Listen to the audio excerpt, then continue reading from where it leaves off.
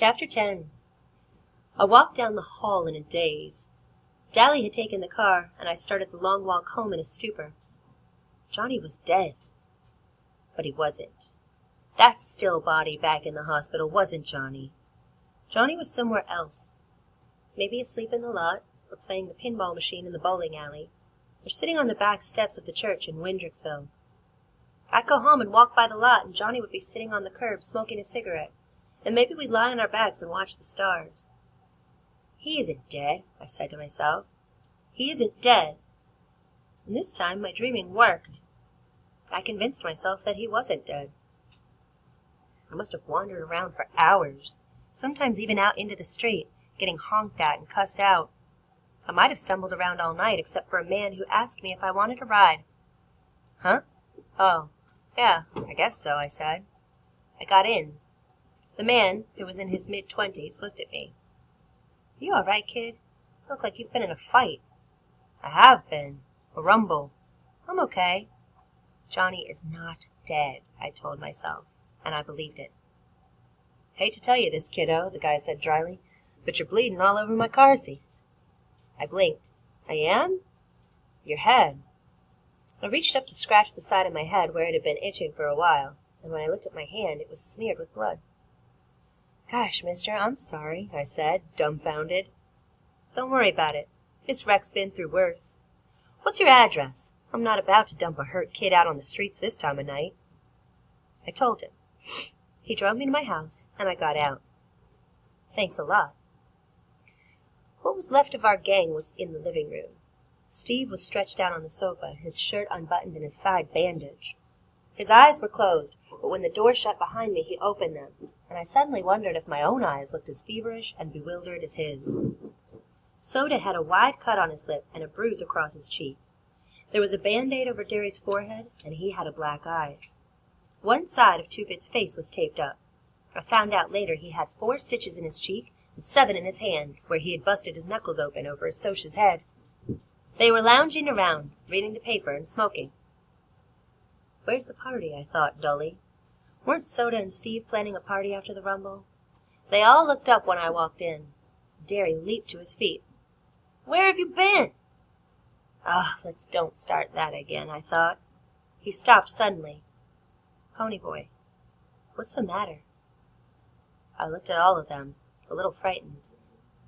Johnny. He's dead. My voice sounded strange, even to me. But he's not dead, a voice in my head said.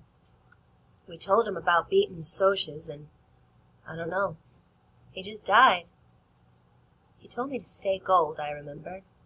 What was he talking about? There was a stricken silence. I don't think any of us had realized how bad off Johnny really had been.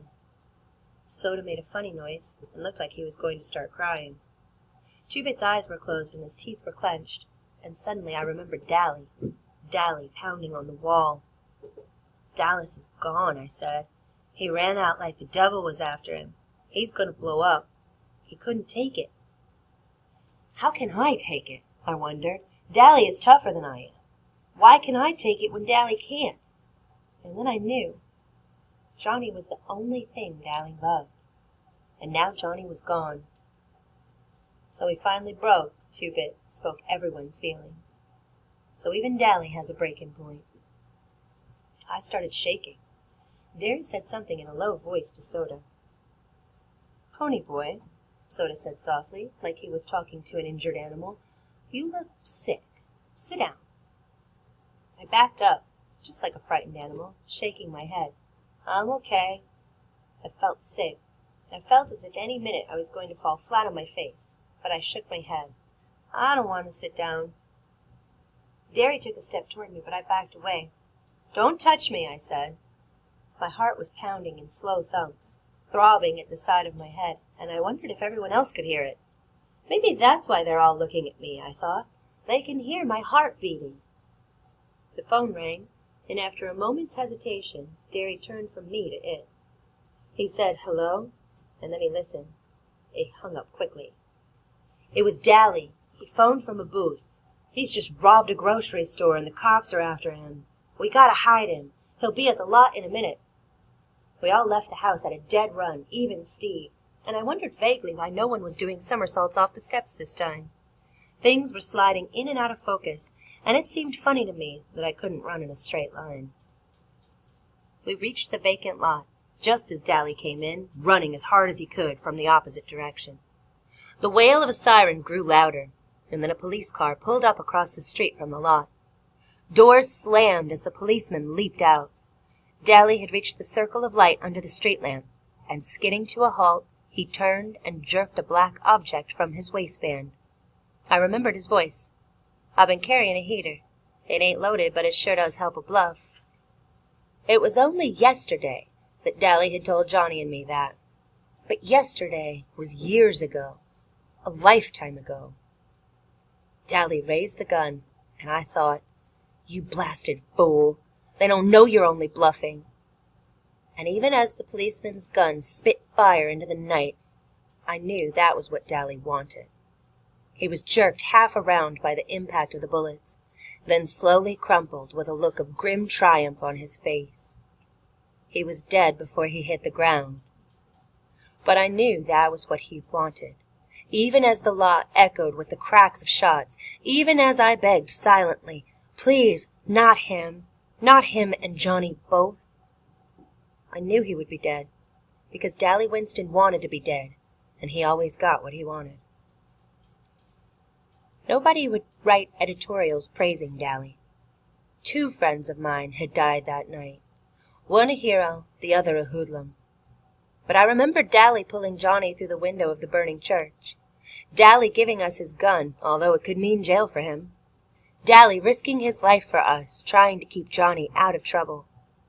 And now he was a dead juvenile delinquent, and there wouldn't be any editorials in his favor. Dally didn't die a hero.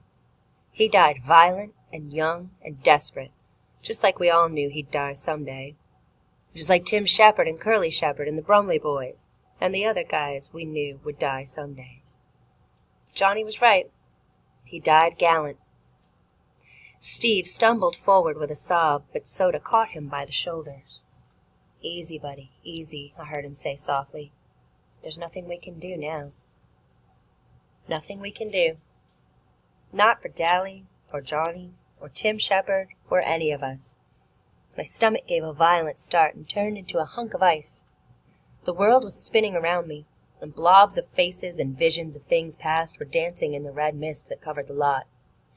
It swirled into a mass of colors, and I felt myself swaying on my feet. Someone cried, "Glory, look at the kid!" And the ground rushed up to meet me very suddenly.